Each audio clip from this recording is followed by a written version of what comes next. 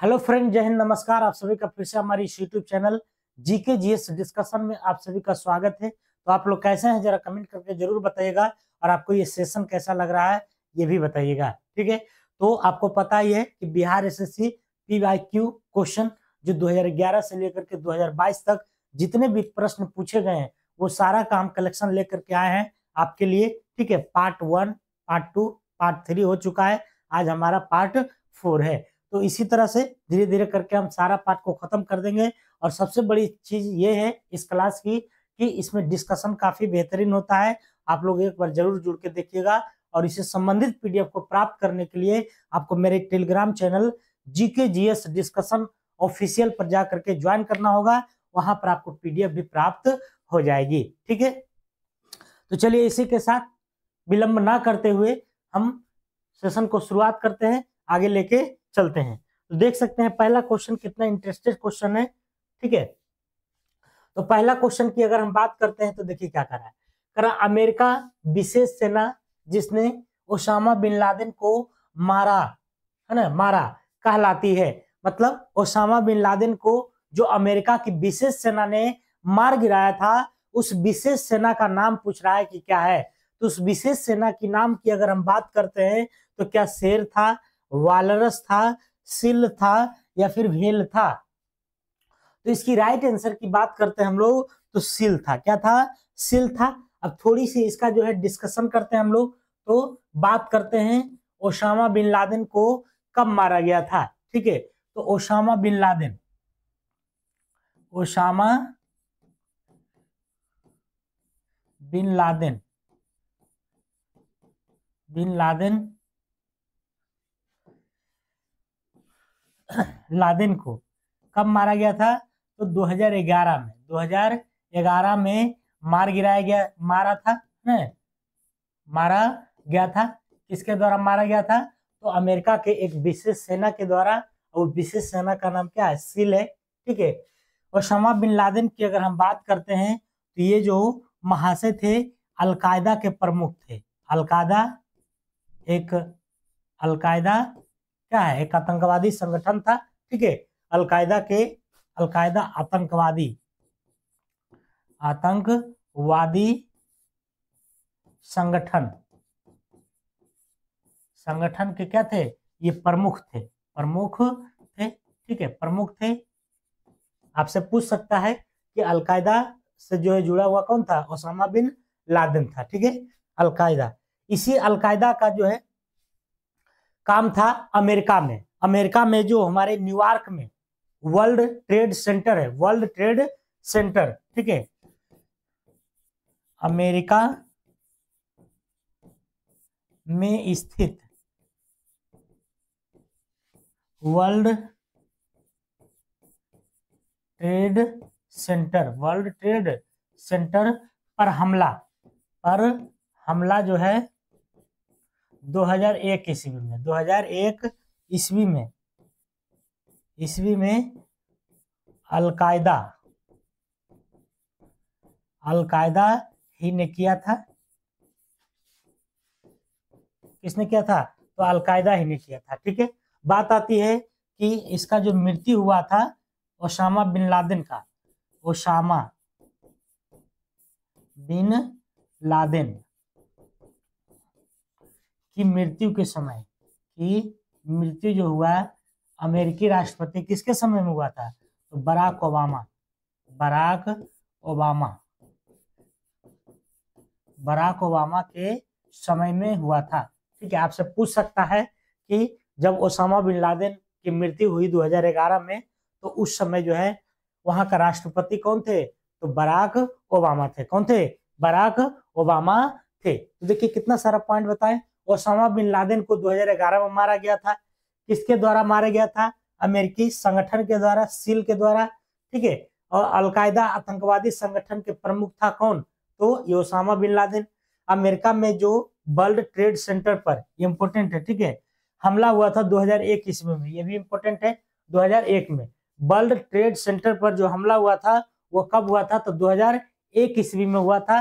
ठीक है, और ओसामा बिन लादेन की जो मृत्यु हुआ था उस समय राष्ट्रपति कौन थे? तो बराक ओबामा थे। कौन थे?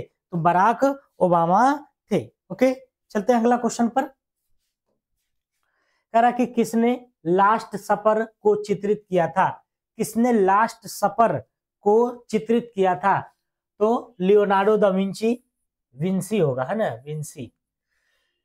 एफ हुसैन, लक्ष्मण, या फिर कोरिगो। तो इसका जो राइट आंसर हो जाएगा आपको Leonardo da Vinci, Leonardo da Vinci हो जाएगा। ठीक है, अगर आपको सेशन अच्छा लग रहा है तो एक बार लाइक, शेयर और सब्सक्राइब, नए हैं तो जरूर कर दीजिएगा। ठीक है, तो किसने लास्ट सफर को चित्रित किया था? Leonardo da Vinci. ठीक है, लियोनार्डो दा विंची की बात करते हैं तो इन्होंने जो है मोनालिसा का भी चित्रण किया था। मोनालिसा, मोनालिसा बहुत एग्जाम में पूछा जाता है। मोनालिसा का चित्रण अगर आपसे पूछेगा कि किसने किया था तो वो भी जो है लियोनार्डो दा विंसी ने किया था, लियोनार्डो दा विंसी। तो मोनालिसा हो गया किसके द्वारा है? तो लियोनार्डो दा विंसी के द्वारा चित्रण किया गया था। द लास्ट जजमेंट, ये भी आपसे पूछता है। The last judgment, the last judgment, judgment का चित्रण किसने किया था? चित्रण की अगर हम बात करते हैं तो माइकल एंजेला थे, Michael Angela, Michael Angela, Michael Angela, Michael Angela थे। ठीक है, तो द लास्ट जजमेंट अगर पूछेगा तो किसने चित्रण किया था? माइकल एंजेला ने। मोनालिसा का चित्रण किसने किया था? Leonardo da Vinci. लास्ट सपर,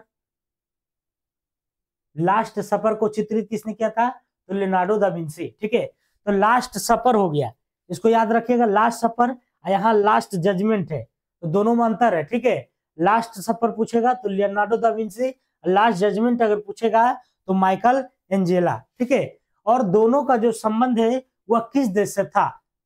दोनों का संबंध किसका किसका? लियोनार्डो दा विंसी और माइकल एंजेला।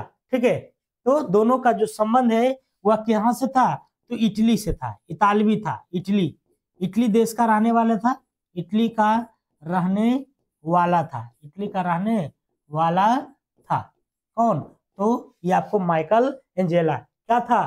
तो द लास्ट जजमेंट का चित्रण किया था। ओके, और लियोनार्डो दा विंसी की बात करते हैं तो ये भी इटली का था, ये भी कहाँ का था? तो इटली का ही था। ठीक है, चलिए, तो इसी के साथ आगे बढ़ते हैं हम लोग अगला क्वेश्चन पर। अगला क्वेश्चन है पृथक पंचायती राज मंत्रालय का गठन कब हुआ था? मंत्रालय बन गया था। ठीक है, मंत्रालय, तो मंत्रालय का जो गठन हुआ था पृथक पंचायती राज मंत्रालय, मतलब अलग से जो है पंचायती राज का मंत्रालय होगा, इसका गठन कब किया गया था? तो 2004 में, 2004 में। ठीक है, पंचायती राज व्यवस्था के आप लोग जानते हैं कि पंचायती राज व्यवस्था सर्वप्रथम की अगर हम बात करते हैं तो 2 अक्टूबर को लागू हुआ था, 2 अक्टूबर 1959 को। ठीक है, नागौर में लागू हुआ था। कहाँ हुआ था? नागौर, राजस्थान के नागौर में, नागौर राजस्थान में लागू हुआ था। ठीक है, पंडित जवाहरलाल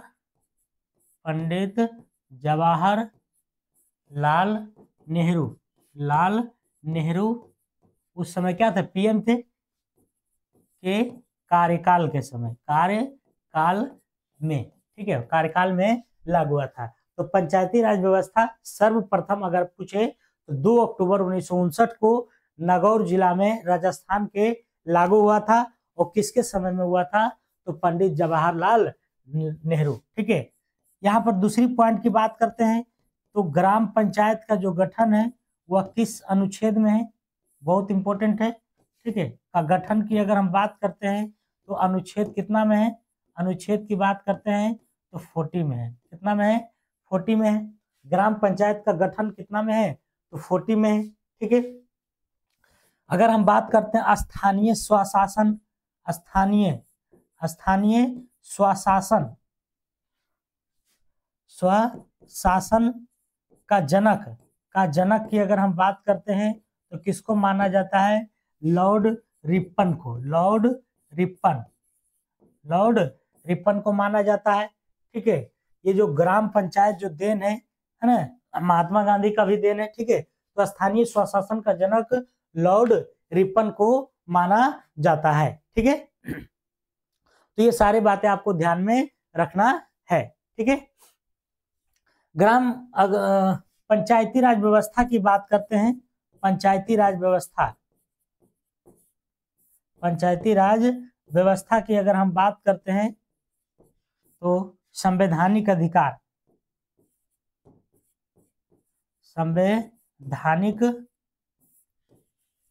अधिकार जो मिला था 73वां संविधान संशोधन, 73वां संशोधन के तहत, संशोधन 1992 के द्वारा मिला था। ठीक है, तो पंचायती राज व्यवस्था को संवैधानिक अधिकार जो मिला था वह 73वां संविधान संशोधन 1992 के द्वारा मिला था।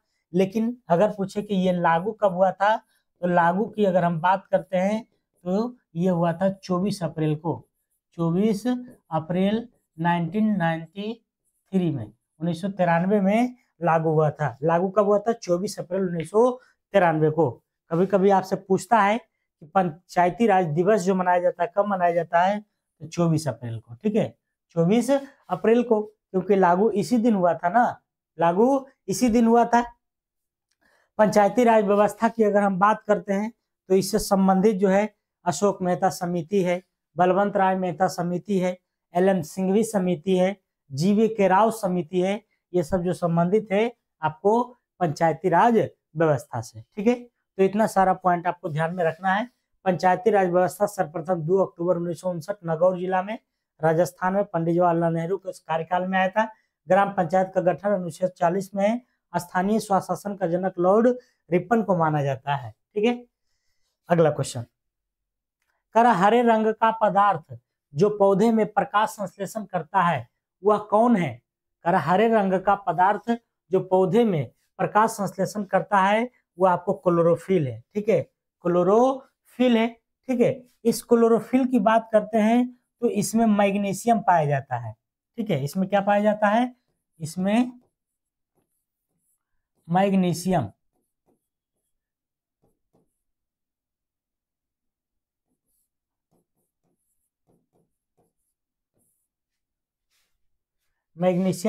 पाया जाता है। ठीक है, क्लोरोफिल में क्या पाया जाता है? तो मैग्नीशियम पाया जाता है। ठीक है, प्रकाश संश्लेषण तो आपको पता ही है। ठीक है, प्रकाश संश्लेषण पिछले क्लास में ही बताया हम। प्रकाश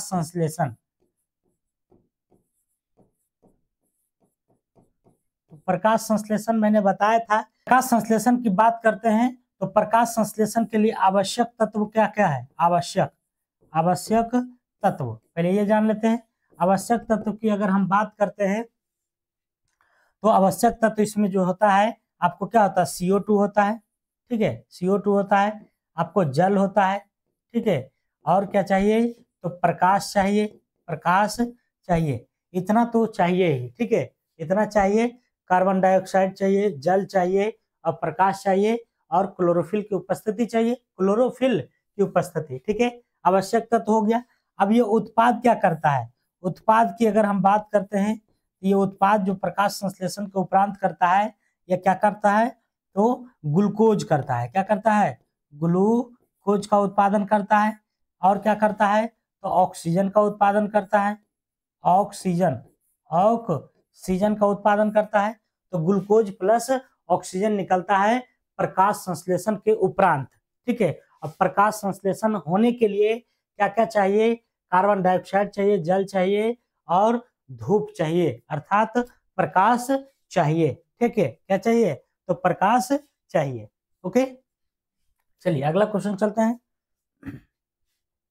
कह रहा है कि साइलेंट वैली किस राज्य में अवस्थित है? साइलेंट वैली, तो साइलेंट वैली की अगर हम बात करते हैं तो ये तमिलनाडु, गोवा, जम्मू कश्मीर या केरल में है। तो साइलेंट वैली की बात करते हैं तो ये कहाँ अवस्थित है? केरल में। साइलेंट वैली कहाँ है? तो केरल में अवस्थित है। साइलेंट वैली कहाँ है? तो केरल में अवस्थित है। ठीक है। अगर हम बात करते हैं कि फूलों की घाटी कहाँ है ना, फूलों की घाटी, फूलों की घाटी, फूलों की घाटी कहाँ अवस्थित है, तो उत्तराखंड में, उत्तराखंड में।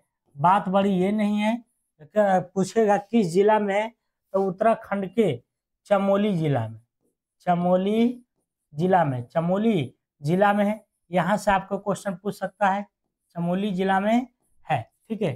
तो फूलों की घाटी जो है वो कहाँ है, तो उत्तराखंड के चमोली जिला में अवस्थित है। आपसे पूछेगा कि बताइए कोडरमा, कोडरमा जो है ये कहाँ है, कोडरमा घाटी, कोडरमा आपको किस लिए प्रसिद्ध है, तो कोडरमा अभ्रक के लिए प्रसिद्ध है। इसके लिए तो अभ्रक के लिए क्या है, तो प्रसिद्ध है। किसके लिए प्रसिद्ध है, तो अभ्रक के लिए प्रसिद्ध है। कोडरमा किसके लिए प्रसिद्ध है, तो अभ्रक के लिए प्रसिद्ध है, ठीक है। ये भी बातें आपको ध्यान में रखना है। अगर बात करते हैं कोंकण तट की, ठीक है, कोंकण तट, कोंकण, कोंकण तट की, तो कोंकण तट को हम लोग जो है सह्याद्री भी कहते हैं, सह्याद्री तट भी कहते हैं, कोंकण तट या सह्याद्री, सह्याद्री तट। तो ये आपको पश्चिमी घाट में है ना, सह्याद्री तट को पश्चिमी घाट भी कहते हैं, पश्चिमी घाट, पश्चिमी घाट कहा जाता है, पश्चिमी घाट कहा जाता है, ठीक है। अगर आपसे पूछेगा कि ये कहाँ अवस्थित है, ठीक है, कहाँ अवस्थित है, तो कोंकण तट या सह्याद्री तट जो है पश्चिमी घाट कहा जाता है इसको। और स्थित की अगर हम बात करते हैं तो गोवा तथा महाराष्ट्र, गोवा तथा महाराष्ट्र के पश्चिमी छोर तक, है ना, पश्चिमी छोर तक फैला हुआ है, छोर तक क्या है, तो फैला है, ठीक है, फैला है। क्या फैला है, तो ये आपको कोंकण तट, एगो होता है कोरोमंडल तट, कोरोमंडल, कोरोमंडल तट की अगर हम बात करते हैं तो कोरोमंडल तट जो है ये कैसा तट है, तो पूर्वी घाट है ना, पूर्वी तटीय घाट है, पूर्वी तटीय घाट है, ठीक है, पूर्वी तटीय घाट है। कोरोमंडल तट जो है ये पूर्वी तटीय घाट है, दक्षिण पूर्वी, दक्षिण पूर्वी भी इसको कह सकते हैं, ठीक है, दक्षिण पूर्वी, यहाँ पर दक्षिण पूर्वी। तो कोरोमंडल तट जो है या दक्षिणी पूर्वी तटीय क्या है, तो घाट है। तो इतना सारा ध्यान में रखना है कि फूलों की घाटी उत्तराखंड के कहाँ है, तो चमोली जिला में है। कोडरमा अभ्रक के लिए प्रसिद्ध है, ठीक है। कोंकण तट या सह्याद्री तट पश्चिमी घाट तट को पश्चिमी घाट कहा जाता है, ठीक है, जो कि गोवा तथा महाराष्ट्र के पश्चिमी तट तक फैला हुआ है। कोरोमंडल तट दक्षिणी पूर्वी तटीय द्वारा, है ना, घाट है, द्वारा नहीं, कोरोमंडल तट दक्षिणी पूर्वी तटीय क्या है, तो घाट है। अगला क्वेश्चन कह रहा कि गोवा किस नदी पर अवस्थित है, तो गोवा की अगर हम बात करते हैं तो क्या नर्मदा नदी है, मांडवी नदी है, ताप्ती नदी है, पेन्नार नदी है। तो नर्मदा की अगर हम बात करते हैं तो नर्मदा जो निकलती है आपको, वो कहाँ से निकलती है, तो विंध्याचल के अमरकंटक से, विंध्याचल,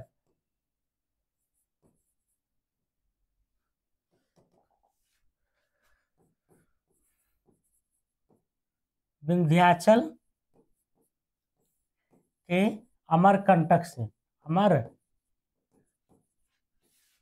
से निकलती है। कहाँ से निकलती है, तो अमरकंटक से निकलती है। तो नर्मदा नदी के बारे में अगर पूछेगा तो कहाँ से निकलती है, विंध्याचल के अमरकंटक से निकलती है। और यहाँ पर क्वेश्चन आपसे पूछ रहा है गोवा किस नदी पर अवस्थित है, तो यह मांडवी नदी पर है। कहाँ है, मांडवी नदी पर अवस्थित है। गोवा कहाँ स्थित है, तो मांडवी नदी पर स्थित है। ताप्ती नदी की बात करते हैं तो सूरत जो बसा हुआ है, सूरत बसा हुआ है किस नदी के किनारे है, तो ताप्ती नदी के किनारे है। सूरत बसा हुआ है किस नदी के किनारे, तो ताप्ती नदी के किनारे बसा हुआ है, ठीक है। पेन्नार नदी की बात करते हैं तो यह नंदी दुर्ग से क्या होती है, तो निकलती है। नंदी दुर्ग से निकलने का काम करती है कौन, तो आपको पेन्नार नदी कहाँ से निकलती है, तो नंदी दुर्ग से निकलती है, नंदी दुर्ग से निकलती है। ठीक है, तो नर्मदा नदी विंध्याचल के अमरकंटक से निकलती है। अगला क्वेश्चन करा शुष्का छिकोप में जो है ये वाला अच्छा होगा। ठीक है, तो शुष्का छिकोप का मनुष्य में प्रकोप किस विटामिन की कमी से होता है, तो देखिए शुष्का छिकोप की बात करते हैं तो ये विटामिन डी की कमी से होता है, विटामिन डी की कमी से होता है। विटामिन डी का जो रासायनिक नाम है, रासायनिक नाम है वो क्या है, तो कैल्सीफिरोल है। क्या है, तो कैल्सीफिरोल। कैल्सी क्या है, तो फिरोल है, कैल्सीफिरोल है। विटामिन डी की बात करते हैं हम लोग, तो डी का जो है स्रोत जो है, ये स्रोत डी मतलब किससे किससे मिलता है, तो सूर्य के प्रकाश से मिलता है। और किससे मिलता है, तो मछली के लीवर से, मछली का यकृत या लीवर कहिए, यकृत से, मछली के यकृत से मिलता है। ठीक है, और किससे मिलता है, सूर्य के प्रकाश से मिलता है, अंडा उंडा से भी मिल जाता है। ठीक है, अच्छा हाँ, विटामिन डी की कमी से आपको और क्या होता है, तो बच्चों में क्या होता है, तो क्वाशियोरकर रोग होता है। कमी से बच्चों में क्वाशियोरकर तथा बहुत इंपॉर्टेंट है। ठीक है, मरासमस नामक रोग होता है। ठीक है, मरासमस नामक रोग होता है। तो कमी से, डी की कमी से बच्चों में क्वाशियोरकर तथा मरासमस नामक रोग होता है। क्वाशियोरकर में क्या होता है, बच्चे के जो हाथ और पैर हैं वो पतला हो जाता है, सूख जाता है। ठीक है, तो डी का जो रासायनिक नाम है कैल्सीफिरोल है। डी की कमी से एक और बीमारी होती है ऑस्टियोमलेशिया। ठीक है,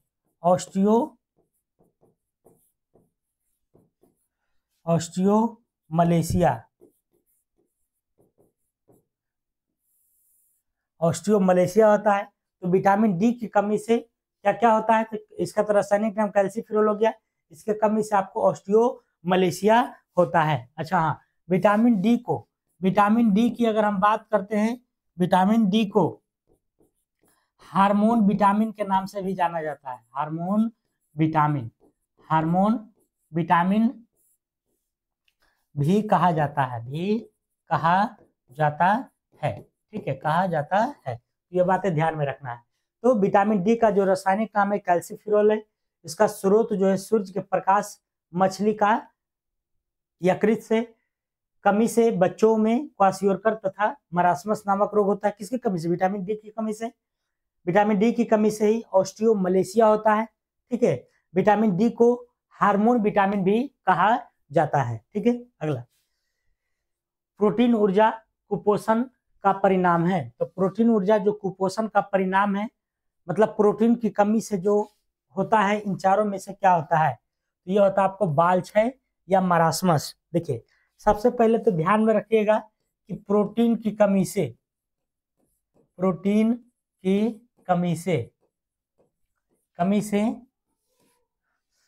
है ना, मनुष्य का विकास,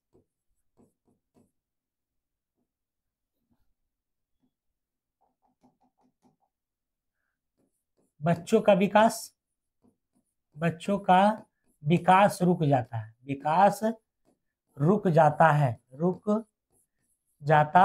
है। सबसे पहले तो यह ध्यान में रखना है कि प्रोटीन की अगर कमी होगी तो बच्चों का विकास नहीं होगी। ठीक है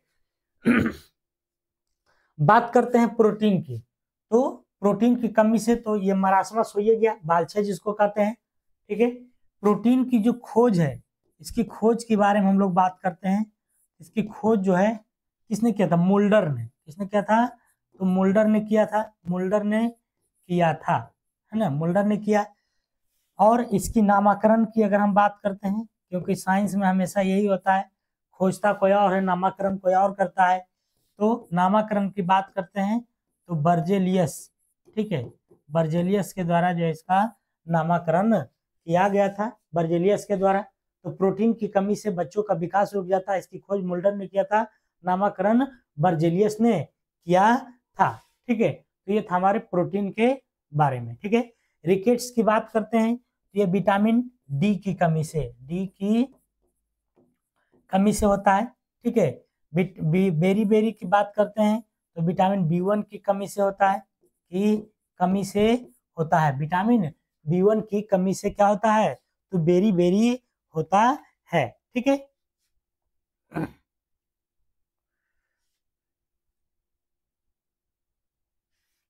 ठीक है, तो इतना सारा पॉइंट आपको ध्यान में रखना है।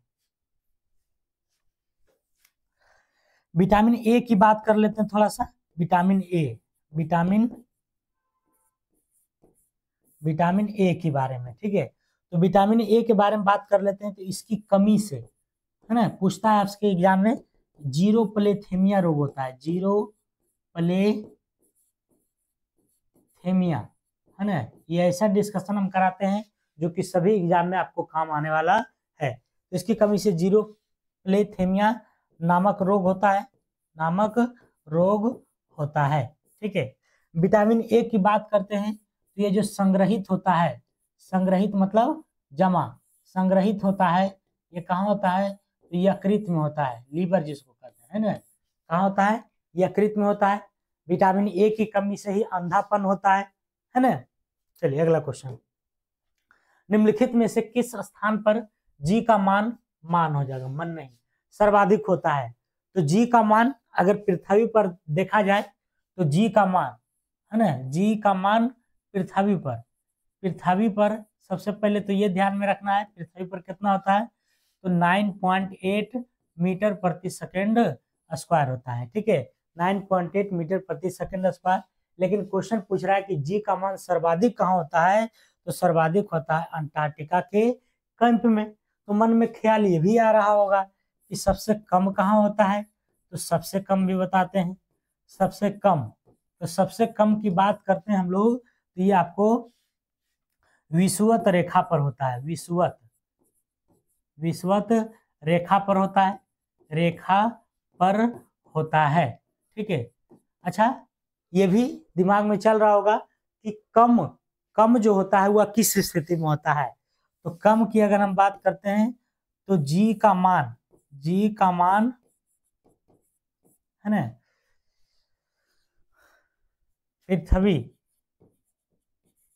पृथ्वी से ऊपर या नीचे जाने पर, है ना, यहां से इसको मिटा देते हैं, पृथ्वी से ऊपर या नीचे जाने पर जी का मान क्या होता है? तो घटता है, क्या होता है? घटता है। ये भी पॉइंट ध्यान में रखना है, चाहे पृथ्वी से ऊपर जाए चाहे नीचे जाए, उस स्थिति में जी का मान क्या होगा? हमेशा घटेगा। लेकिन एक स्थिति और है, जब पृथ्वी की घूर्णन, ठीक है, पृथ्वी की घूर्णन गति बढ़ती है तो जी का मान क्या होता है? बढ़ती है, तो जी का मान घटती है। परंतु जब घूर्णन गति, है ना, घूर्णन गति घटती है तो जी का मान क्या होगा? बढ़ेगा। जी का मान क्या हो जाएगा? तो बढ़ेगा, ठीक है, बढ़ेगा। कॉपी में नोट कर लीजिएगा, ऐसे मैं पीडीएफ भी आपको ये उपलब्ध कराऊंगा अपने Telegram channel GK GS discussion पर। तो ये पॉइंट जो है आपको काफी सुसज्जित पॉइंट है, यही से क्वेश्चन ज्यादातर पूछने की संभावना बनती है, ठीक है। चलिए, तो इसका राइट आंसर भी पता हो ही गया, अंटार्कटिका। अगला, शरीर के किस अंग की खराबी से मधुमेह रोग का प्रकोप होता है? मधुमेह रोग, जिसको चिनिया की बीमारी कहते हैं। तो मधुमेह रोग की अगर हम बात करते हैं तो अग्नाशय, पेनक्रियाज जिसको कहते हैं, अग्नाशय हो जाएगा राइट आंसर, अग्नाशय। ठीक है, अग्नाशय, अग्नाशय से ही स्रावित होता है। स्रावित मतलब उत्सर्जित होती है, स्रावित होती है क्या? तो अग्नाशय से जो स्रावित होती है वह क्या होता है?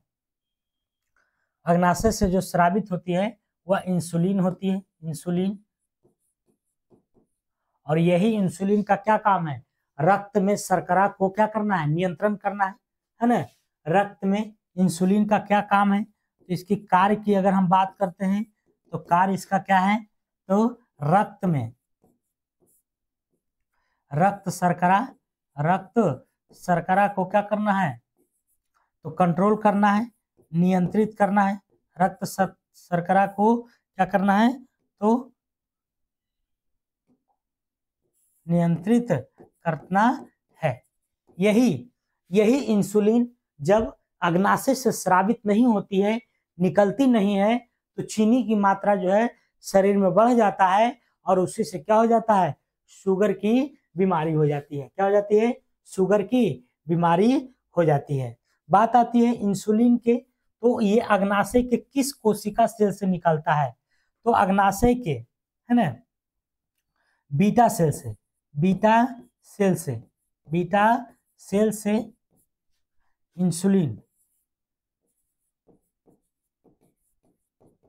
इंसुलिन स्रावित होता है। ठीक है, स्रावित होता है। ठीक है, अब आपके मन में आ रहा है अल्फा से क्या होता है? तो अल्फा से अगर हम बात करते हैं तो अल्फा सेल से ग्लूकागोन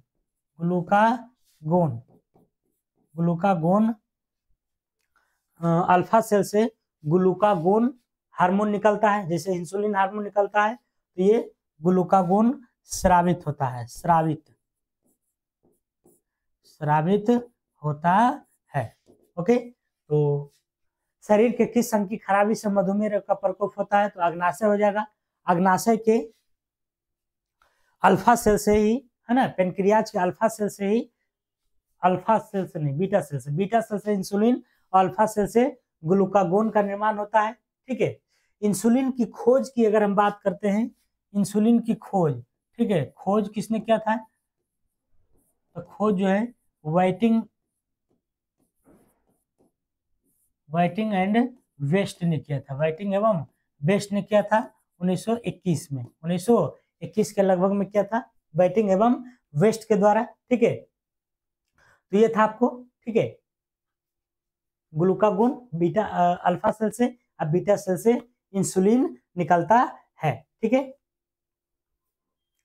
तो ये बातें आपको ध्यान में इतना रखना है। ओके, तो यहाँ पर क्या हो जाएगा राइट आंसर? अग्नाशय हो जाएगा। अगला चले,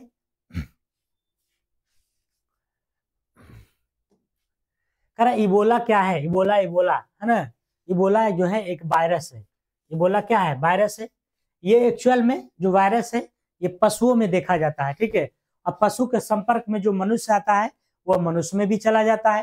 ठीक है, तो ये वायरस हो जाएगा। इबोला क्या है? वायरस में, ये वायरस जो है सबसे पहले सर्वप्रथम की बात करते हैं, सर्वप्रथम दक्षिणी अफ्रीका में देखा गया था। दक्षिणी अफ्रीका में देखा गया था इबोला वायरस। ठीक है, तो सबसे ज्यादा जो है ये इबोला क्या है? वायरस है। बैक्टीरिया की बात करते हैं अर्थात जीवाणु की बात करते हैं तो जनित रोग, मतलब इससे जो रोग होता है, कौन कौन सा रोग होता है बताइए? तो 3 गो, तो पहले नंबर काली खांसी, टिटेनस और काली खांसी टिटेनस हो जाएगा और डिप्थीरिया हो जाएगा। ठीक है, ये सब बीमारी किसके कारण? बैक्टीरिया कारण, प्रोटोजुआ के कारण जो होता है आपको, ये क्या होता है? तो मलेरिया होता है। ठीक है, मलेरिया होता है, पेचिस होता है। ठीक है, मलेरिया जो है प्लाज्मोडियम नामक परजीवी से होता है, प्लाज्मोडियम प्लाज्मोडियम परजीवी, प्लाज्मोडियम परजीवी से होता है ना। मादा एनोफिलीज मच्छर के काटने से मलेरिया होता है। और कौन सा परजीवी, तो प्लाज्मोडियम परजीवी के कारण होता है। कवक के कारण जो है खाज खुजली, है ना, खुजली लिख देते हैं, खुजली होता है आपको। बाल क्षय होना, बाल उड़ना जिसको कहते हैं, बाल उड़ना, ये सब कवक के कारण होता है। ठीक है, कवक के कारण। और जानवरों में जो खुर रोग होता है वो भी आपको कवक के कारण होता है। ठीक है, चलिए तो इतना बात याद रखिएगा। कह रहा कि घेंघा रोग आयोडीन की कमी से होता है या किस क्षेत्र में व्याप्त हो सकता है, मतलब ज्यादा हो सकता है। ठीक है, तो घेंघा रोग आयोडीन की कमी से होता है या किस क्षेत्र में व्याप्त हो सकता है। तो इसकी राइट आंसर की अगर हम बात करते हैं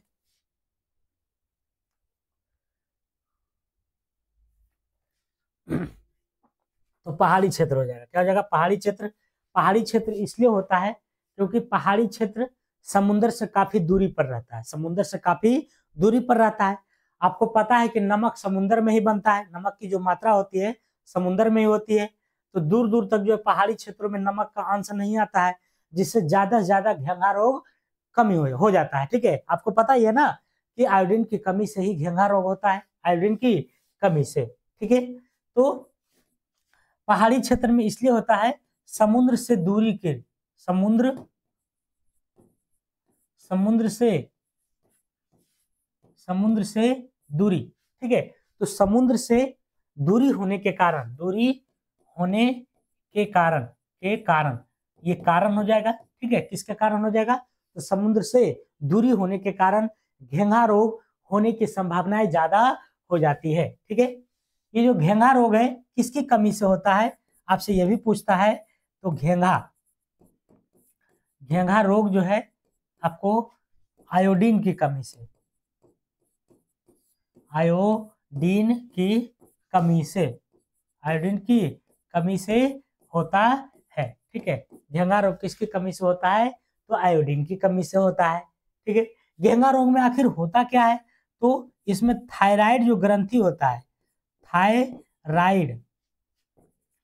थायराइड जो ग्रंथि होता है हमारे गला में, ठीक है, थायराइड ग्रंथि का आकार बढ़ जाता है, आकार बढ़ जाता है। ठीक है, ज्यादातर ये महिला में बीमारी होता है गलगांठ का, घेंघा रोग का। ठीक है, यहाँ पर जो है फूल जाता है, यहाँ पर क्या होता है, फूल जाता है। तो थायराइड ग्रंथि का आकार बढ़ जाता है। ठीक है, देखिए थायराइड की बात करते हैं तो यहाँ से थायरोक्सिन हार्मोन निकलता है, थायरोक्सिन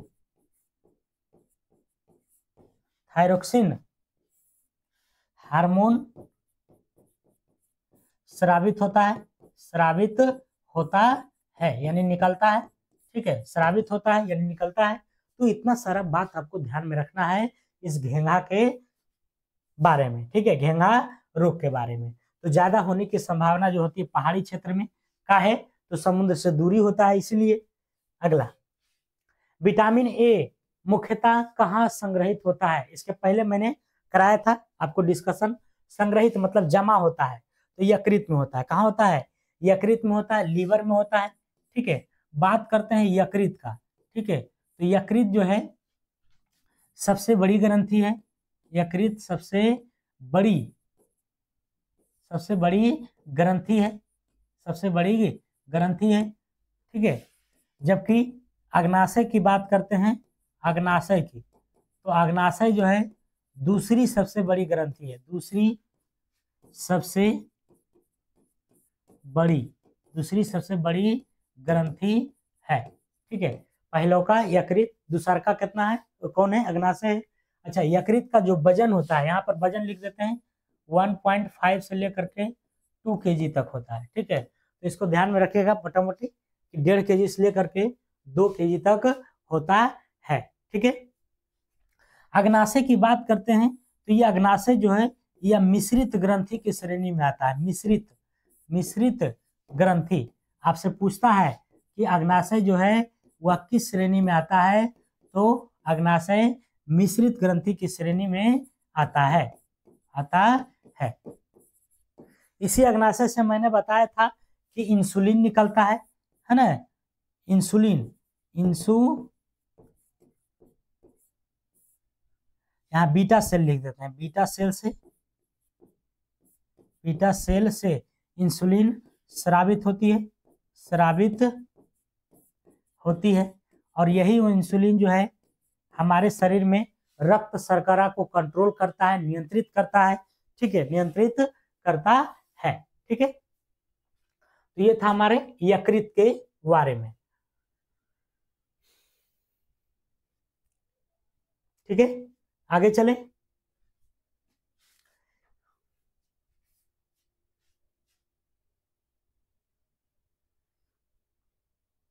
हाँ, यकृत से एक चीज और निकलता है, ठीक है। यकृत से बात करते हैं तो हेपेरिन नामक प्रोटीन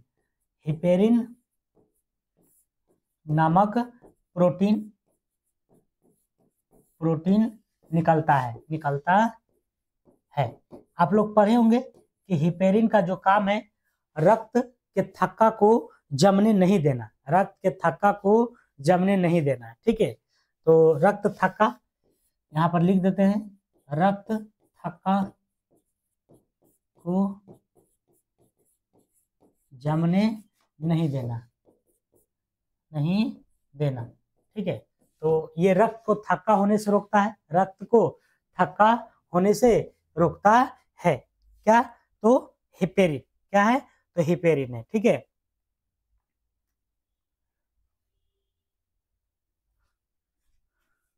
रक्त को क्या करने से, जमने से रोकता है। एक होता है प्रोथ्रोम्बिन, तो प्रोथ्रोम्बिन जो है रक्त को क्या करता है, तो उसको जो है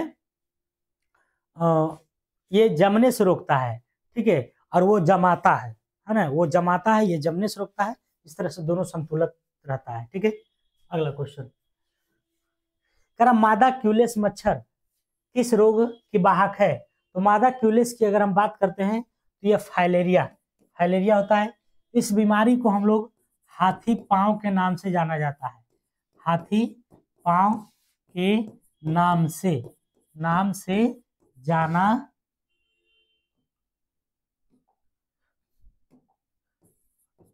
जाना जाता है। तो हाथी पांव के नाम से जाना जाता है किसको, फाइलेरिया को, ठीक है। रिंग वर्म आपको बताए थे कि ये कवक से होता है, कवक के कारण होता है, कवक के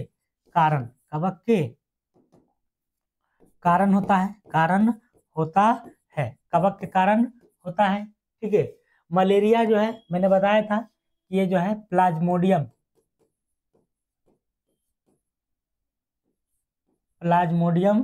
परजीवी के कारण होता है ना। और कौन सा मच्छर, तो मादा एनोफ्लीज काटने से मलेरिया होता है। अगला, कह रहा समदाब रेखाएं किसको प्रदर्शित करती है, समदाब रेखाएं, ठीक है। तो समदाब रेखाएं जो प्रदर्शित करती है वह समान वायुमंडलीय दाब को कभी कभी इंग्लिश में पूछता है, इसको आइसोबार कहते हैं, आइसोबार, ठीक है। तो समान वायुमंडलीय दाब को मिलाने वाली रेखा को समदाब रेखाएं कहलाती है, जिसको आइसोबार भी कहते हैं, ठीक है। जैसे कि समान तापमान है ना, समान ताप को मिलाने वाली रेखा को क्या कहलाती है, समान तापमान, जिसको हम लोग आइसोथर्म कहते हैं, आइसोथर्म, ठीक है। समान वर्षा को मिलाने वाली रेखा को समान वर्षा कहते हैं, इसको आइसोहाइट्स कहते हैं, ठीक है, आइसोहाइट्स। तो आइसोबार, आइसोहाइट्स, आइसोथर्म, एगो होता है आइसोहेलाइन, ठीक है, समान लवणता, यहाँ पर अलग से लिख देते हैं, समान लवणता जो है आइसोहेलाइन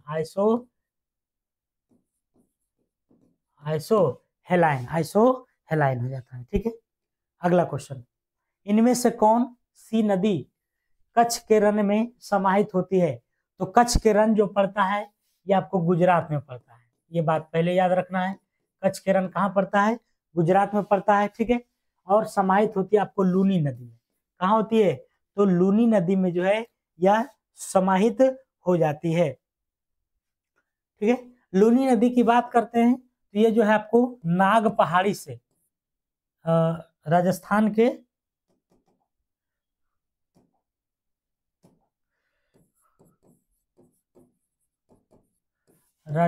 के अजमेर के नाग पहाड़ी से, कहाँ से, तो नाग पहाड़ी से निकलती है, नाग पहाड़ी से निकलती है। तो राजस्थान के अजमेर के नाग पहाड़ी से निकलती है कौन, तो लूनी। कौन निकलती है, तो लूनी निकलती है। ठीक है, और यहाँ पर क्या पूछ रहा है, नदी कच्छ के रण में समाहित होती है, तो क्या हो जाएगा, राइट आंसर लूनी हो जाएगा। क्या हो जाएगा, लूनी हो जाएगा।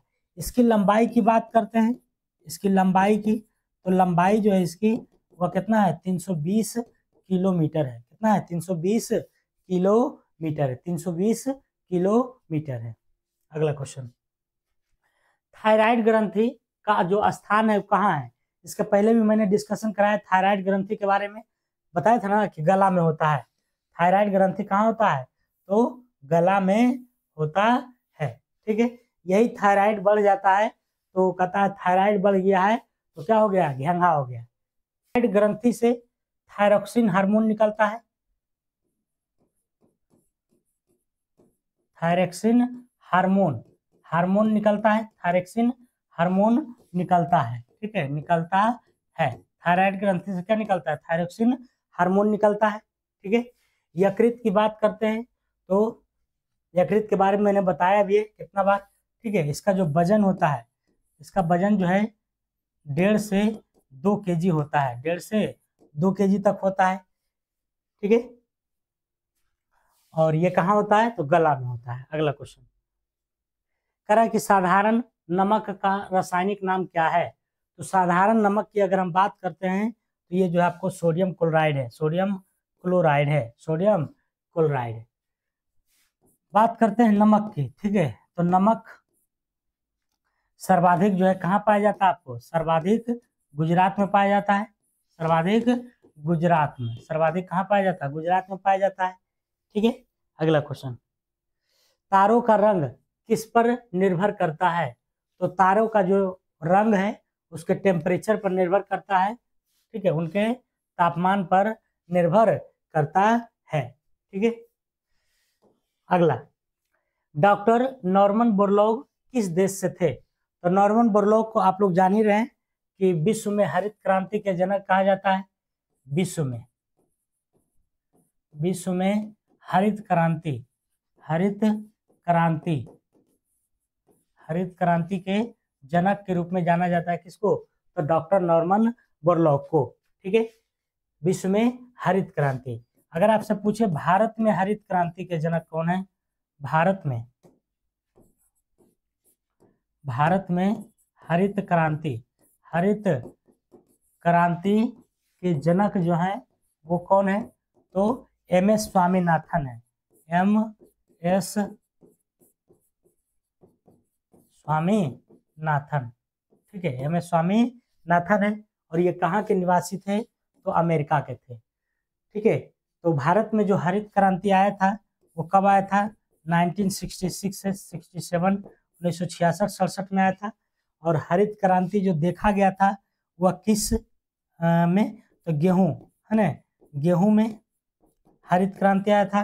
किसमें आया था, गेहूं में हरित क्रांति आया था। ठीक है, नॉर्मन बोरलॉग की बात करते हैं तो मैक्सिको में जो है गेहूं के जो है गेहूं पर जो है हरित क्रांति लाए थे मैक्सिको में। ठीक है, तो इनको जो है विश्व में हरित क्रांति के जनक के रूप में जाना जाता है। ओके, ये अमेरिका के थे। अगला क्वेश्चन करा कि आयोडीन टेस्ट का प्रयोग किसकी उपस्थिति जांचने के लिए होती है। तो आयोडीन टेस्ट मतलब होता है कार्बोहाइड्रेट की उपस्थिति। प्रोटीन के बारे में मैंने बताया था, इसकी जो खोज है मुल्डर ने किया था, मुल्डर ने। जबकि इसका नामकरण की बात करते हैं, नामकरण तो बर्जेलियस ने किया था, बर्जेलियस ने किया था। ठीक है, वसा का जो एमल्सीकरण होता है, वसा का एमल्सीकरण कौन करता है? तो पित्त करता है। पित्त मतलब वसा का पाचन जो करता है, पाचन वो पित्त करता है। ठीक है, अगला क्वेश्चन, भारतीय संविधान का कौन सा अनुच्छेद छुआछूत उन्मूलन से संबंधित है? तो छुआछूत जो है वह अनुच्छेद 17 है। ठीक है, 14 की बात करते हैं तो कानून के समक्ष समानता। समानता मतलब कानून के नजर में क्या है? सब लोग समान है, कोई ऊपर नीचे नहीं। अनुच्छेद 15 की बात करते हैं तो धर्म हो जाएगा, मूल हो जाएगा, जाति हो जाएगा, वंश हो जाएगा, के आधार पर भेदभाव, है ना, भेदभाव निषेध है। ठीक है, अनुच्छेद 15 कहता है। 17 में हो गया छुआछूत। उपाधियों का अंत 18 में, उपाधियों का अंत, है ना। पहले के समय में राजा महाराजा को गिफ्ट दिया जाता था, तो उस समय कहानी खत्म हो गया। 16 एगो बच गया 16, तो अनुच्छेद 16 जब बता देते हैं। 16 की बात करते हैं तो नियोजन में समानता, नियोजन में समानता हो जाएगा अनुच्छेद 16, नियोजन में समानता। अगला, प्लास्टर ऑफ पेरिस का रासायनिक नाम क्या है? नाम पूछ रहा है, तो यहाँ हो जाएगा क्या? Calcium sulphate hemihydrate. इसका फार्मूला जो होता है प्लास्टर ऑफ पेरिस का, तो CaSO4 होता है इंटू हाफ H2O होता है, हाफ H2O होता है। वहीं पर अगर जिप्सम का सूत्र अगर आपसे पूछ ले, तो जिप्सम का जो सूत्र होता है CaSO4 इंटू 2H2O होता है। जिप्सम का जो फार्मूला होता है CaSO4 इंटू 2H2O, और प्लास्टर ऑफ पेरिस का CaSO4 इंटू हाफ H2O। इसमें हाफ लग जाएगा, इसमें दुगना लग जाएगा। निम्नलिखित गौ प्रजातियों में कौन सी प्रजाति देसी नहीं है? तो देसी नहीं है, इसमें जो है क्या हो जाएगा? हॉलिस्टन प्रजाति, फ्रीजियन, ये देसी नहीं है, बाकी सब देसी है, सब देसी है। ठीक है, हॉलिस्टन फ्रीजियन। अगला क्वेश्चन, बिहार पंचायती राज अधिनियम में ग्राम पंचायत की अवधि 5 वर्षों की निर्धारित है। इसकी गणना कब से की जाती है, मतलब गिनती? तो इसकी जो गणना है वह पंचायत की पहली बैठक के तिथि से की जाती है, पंचायत की पहली बैठक के तिथि से। ठीक है, तो इसके बारे में कुछ और डिस्कशन बताते हैं, हालांकि पहले बताए भी हैं। पंचायती राज व्यवस्था, ठीक है, पंचायती राज व्यवस्था से संबंधित कई वो समिति है। जैसे कि पहला नंबर की बात करते हैं तो अशोक मेहता समिति, यहाँ से क्वेश्चन पूछता है, अशोक मेहतो समिति है। ठीक है, दूसरा की बात करते हैं तो आपको पहले बलवंत होना चाहिए। ठीक है, अच्छा चलिए कोई बात नहीं, बलवंत राय मेहता समिति हो जाएगा। तीसरा की बात करते हैं तो LM सिंघवी समिति। चौथा की बात करते हैं GV के राव समिति। ठीक है, ये चारों के चारों आपको पंचायती राज से संबंधित समिति है। यहाँ से क्वेश्चन आपसे कैसे पूछता है कि निम्नलिखित में से बताइए कि कौन सी समिति पंचायती राज व्यवस्था संबंधित नहीं है या तो फिर है ना। तो ये चारों को ध्यान में आपको रखना है। ठीक है, हाँ, पंचायती राज व्यवस्था की बात करते हैं तो त्रिस्तरीय चल रहा है। ठीक है, कौन सा है? त्रिस्तरीय, जो किसका देन है? तो बलवंत राय मेहता समिति के देन है ना। हाँ, एक चीज तो भुला ही गए, अशोक मेहता समिति जो आया था 1977 में आया था। ठीक है, ये आपको 1957 में आया था। ठीक है, LM सिंघवी की बात करते हैं तो शायद ये इसका डेट याद नहीं हमको, तो त्रिस्तरीय। ठीक है, त्रिस्तरीय पंचायती राज व्यवस्था की अगर हम बात करते हैं तो ये कहाँ कहाँ चल रहा है, कहाँ कहाँ नहीं चल रहा है ये करके, बाकी सब जगह चल रहा है। ठीक है, तो कहाँ कहाँ चल रहा है की बात करते हैं तो केंद्र शासित प्रदेश केंद्र शासित प्रदेश दिल्ली में, है ना, दिल्ली में नहीं है, बाकी सब में है ना, नहीं है, बाकी सब में है। लेकिन उसी में अगर राज्य की बात, मिजोरम तथा मेघालय, ठीक है, मेघालय को छोड़कर सभी राज्य में है, सभी राज्य में है, ठीक है। तो यहाँ पर ये बातें ध्यान रखना है कि कहाँ कहाँ पंचायती राज नहीं चल रही है, त्रिस्तरीय पर पंचायती राज व्यवस्था नहीं चल रही है, ठीक है। तो दिल्ली में, केंद्र शासित प्रदेश में दिल्ली में नहीं चल रही है। बाकी राज्य की बात करते हैं तो नागालैंड, मिजोरम तथा मेघालय में ये नहीं चल रही है, और बाकी सब जगह चल रही है, बाकी जो है ये सब जगह चल रही है, ठीक है। तो पंचायती राज प्रणाली ये जो है आपको 4 राज्यों में कुल मिलाकर के नहीं चल रही है, बाकी सभी जगह चल रही है, ठीक है। तो ये हमारा 25 क्वेश्चन का आज डिस्कशन था। 50 क्वेश्चन का इतना डिस्कस करने में काफी समय लग जाएगा, इसलिए 25 क्वेश्चन ही था, ठीक है। तो चलिए अपना ध्यान रखिएगा, और सेशन कैसा लगा जरूर बताइएगा कमेंट बॉक्स में, और नए हैं तो शेयर, लाइक, सब्सक्राइब जरूर कीजिएगा, ठीक है। तो इसी के साथ अपना ख्याल रखिएगा, पढ़ते रहिए, बढ़ते रहिए। जय हिंद, जय भारत।